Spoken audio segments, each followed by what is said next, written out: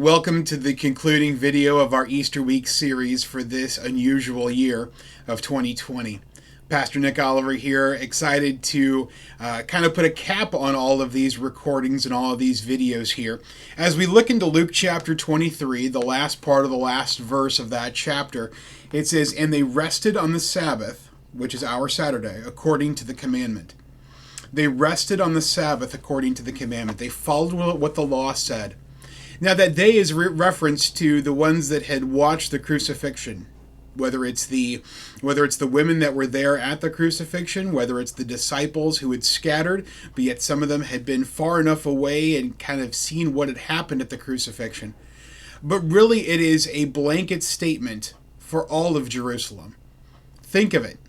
They rested on the Sabbath day.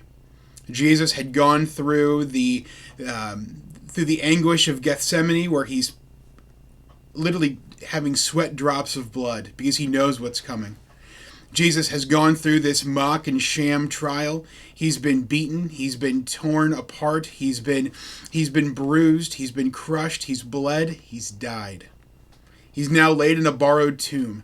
Joseph of Arimathea and Nicodemus, two men that were part of the Jewish Sanhedrin and the Pharisees, now publicly identify with the crucified Jesus.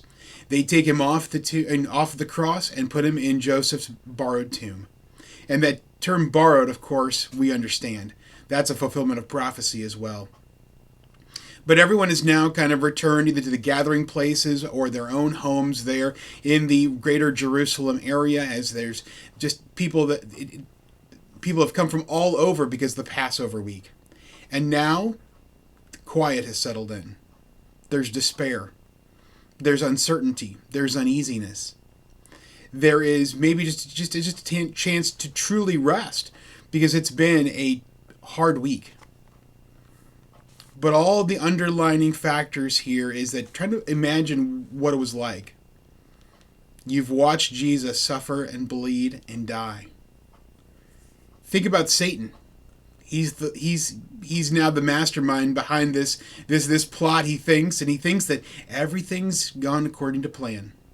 Think of the Pharisees and the Jewish religious leaders. Well, we took care of that Jesus fella. All the things that we talked about, yeah, it is better that one man would die, that we're going to lose the whole kingdom. But think about what's really coming. He's in the grave, but he's not going to stay there. I trust this morning and today you take a few moments to think about the realities of a crucified Jesus and the realities of what's coming tomorrow.